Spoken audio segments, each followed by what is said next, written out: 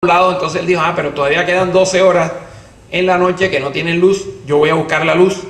Y entonces se convirtió en la luna, que ellos llamaban Chía.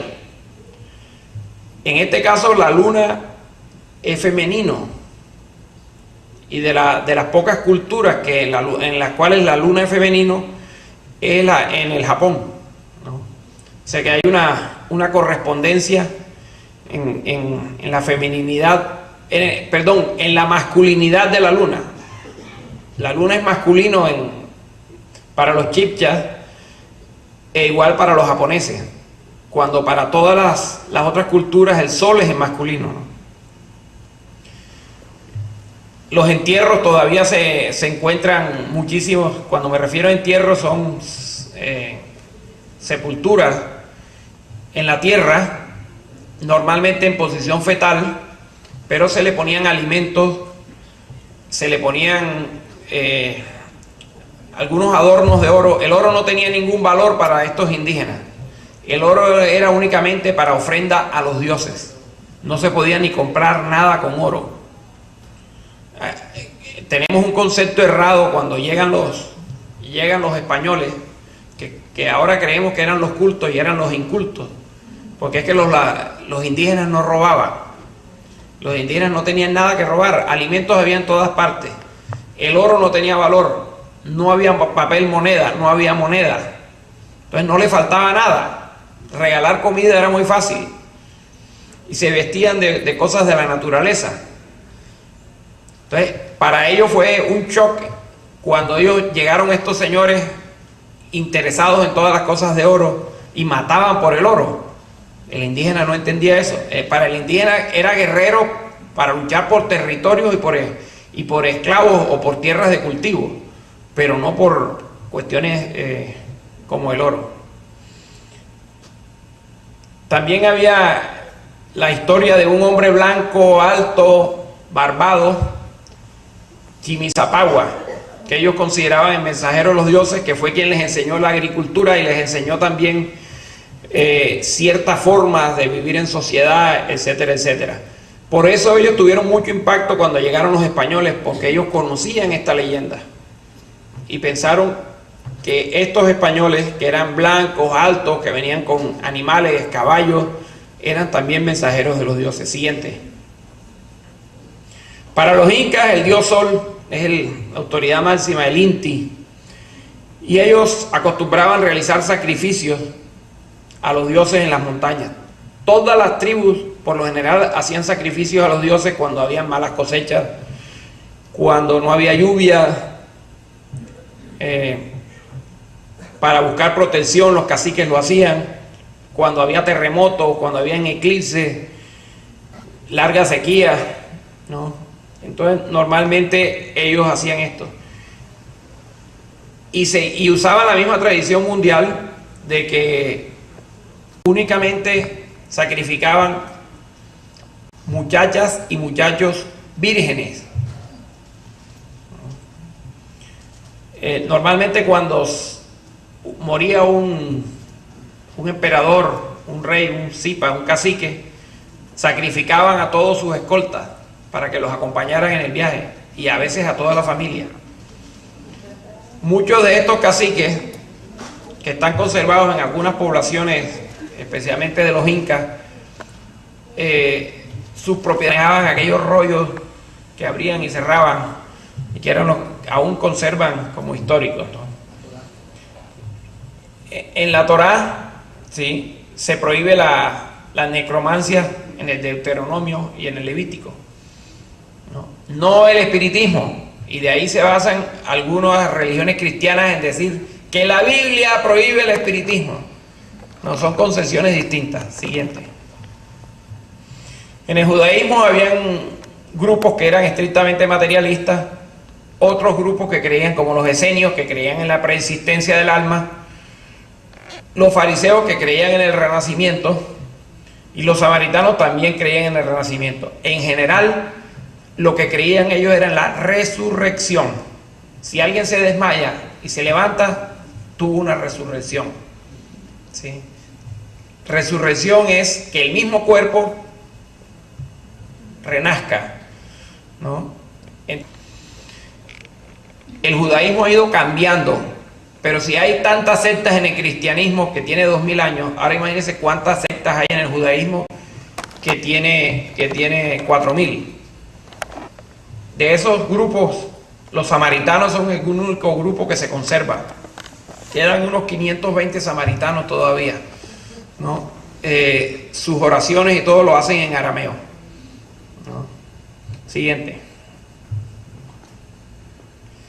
En el Antiguo Testamento encontramos algunos vestigios que nos darían y soñó, y he aquí una escalera que estaba apoyada en la tierra y su extremo tocaba el cielo, y he aquí que ángeles de Dios que subían y descendían de ellas. Eran las almas, subían y bajaban. Oh Jehová, hiciste subir mi alma del Sheol, me diste vida para que no descendiese a la sepultura. ¿Qué creen que es el Sheol? No, al revés, el infierno. ¿No? El cielo es el paraíso.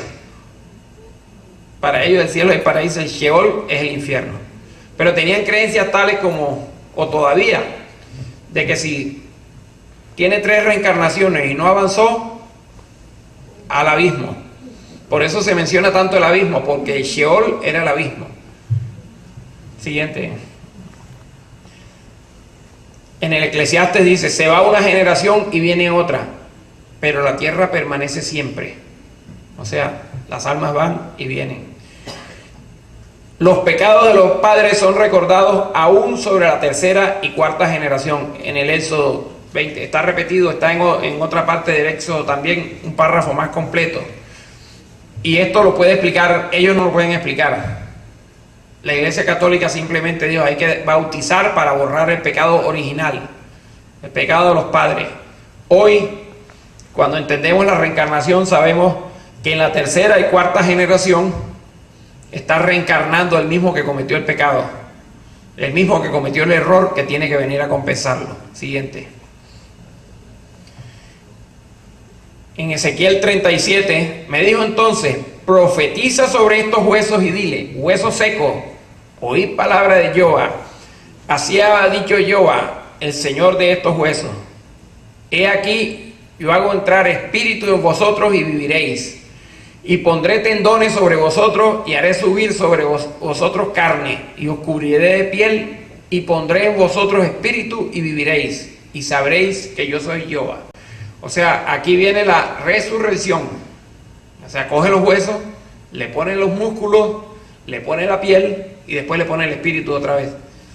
Lo armó en el laboratorio. Daniel, y tú irás hasta el fin y reposarás y te levantarás para recibir tu heredad al fin de los días. O sea, resurrección, te levantarás. Siguiente. Y ellos le respondieron, miren esta coincidencia, en Reyes 2, 1, 8, y ellos respondieron, y un varón que tenía vestido de pelo y tenía sus lomos con un cinturón de cuero. Entonces dijo, es Elías el tesbita. Y en Mateo, o sea, lo primero es Antiguo Testamento y lo segundo es Nuevo Testamento. Y en Mateo 3:4 dice, y Juan estaba vestido de pelo de camello, tenía un cinto de cuero alrededor de sus lomos y su comida eran langostas y miel silvestre. Era Elías el tesbita. El mensajero le dijo a Zacarías, e irá delante de él con el espíritu y el poder de Elías para hacer volver los corazones de los padres a los hijos y de los rebeldes a la prudencia de los justos, para preparar al Señor un pueblo bien dispuesto. Siguiente. ¿De quién se referían ahí? A Jesús. Y en el Salmo 102, 26 decía, Antiguo Testamento, y todos ellos con una vestidura se envejecerán, como un vestido los mudarás y serán mudados. En el Salmo 107, algunos moraban en tinieblas y sombras de muerte, aprisionados en aflicción y en hierro. Los sacó de las tinieblas y de la sombra de muerte y rompió sus prisiones. Siguiente. Isaías 66. ¿Yo qué hago? Dar a luz, ¿no haré nacer? Dijo Jehová: yo que hago engendrar, impediré el nacimiento, dice tu Dios, y veréis, y se alegrará vuestro corazón, vuestros huesos reverdecerán como hierba, y la mano de Jehová para con sus siervos será conocida, y se enojará con sus enemigos. Clara alusión a él es aquel Elías que había de venir. El que tenga oídos para oír, oiga. Y le preguntaron diciendo: ¿por qué los escribas dicen? Esta pregunta se la hacen los apóstoles a Jesús. ¿Por qué los escribas dicen que es necesario que Elías venga primero? Respondió él: Elías a la verdad vendrá primero y restaurará todas las cosas. Y como está escrito, el Hijo del Hombre que padezca mucho y sea tenido en nada. Porque os digo que Elías ya vino y le hicieron todo lo que quisieron, como está escrito en él. Y Juan el Bautista murió decapitado, cabeza para abajo, ¿no? Luego le tocó sufrirlo a él. Siguiente. Respondió Jesús y le dijo: de cierto te digo que el que no naciere de nuevo no podrá ver el reino de Dios. Nicodemo le dijo: ¿cómo puede un hombre nacer siendo viejo? ¿Puede acaso entrar por segunda vez en el vientre de su madre y nacer? O sea, él no concedía eso, porque lo que estaba mentalizado era no para la reencarnación, sino para la resurrección. Eso era Nicodemo. Respondió Jesús: de cierto te digo que el que no naciere de agua y del Espíritu no puede entrar en el reino de Dios. Lo que es nacido de la carne, carne es; lo que es nacido del Espíritu, Espíritu es. El agua es el elemento básico. Siguiente. Después de Cristo, Orígenes fue en ese momento era considerado uno de los padres de la iglesia cristiana. Era un exegeta y teólogo. Escribió más de 6.000 tratados. Sus grandes obras, las principales, De Principis y Contra Celsum.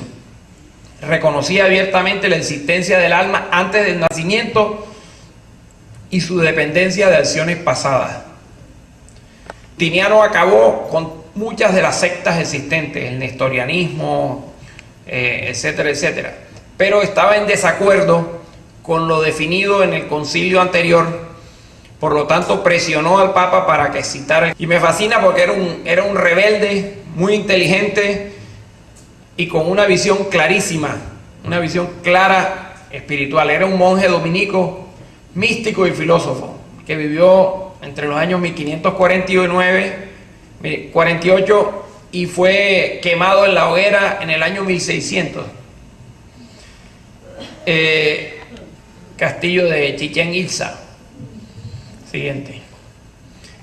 Hay pirámides más antiguas en América, espiritismo, el libro Los Medios, que es la parte científica, el Evangelio según el espiritismo, que es la parte moral, cielo y el infierno según el espiritismo, la Génesis, y recopiló además o escribió una serie de revistas espíritas durante 12 años, que tienen muchas enseñanzas también. La obra de Kardec constituye el coronel Albert Darrochat, el español Fernández Colavida, y ya en épocas ya más recientes, pues Morris Netherton, creador del método terapia de vidas pasadas, ¿no? Tarwa Jefferson, Edith Fiori, ahora más recientemente muy conocido como Brian Weiss, judío. Durante 20 años ocultó su obra, le tenía miedo a la comunidad judía, le tenía miedo a que lo botaran del trabajo, hasta que finalmente, ya porque tenía dinero, se envalentonó y la publicó. Él ha tenido un cambio muy grande porque él ha ido aprendiendo. Ese descubrimiento para él le ha abierto las puertas. Él hoy reconoce que no sabía nada. Hoy reconoce que existe un mundo espiritual.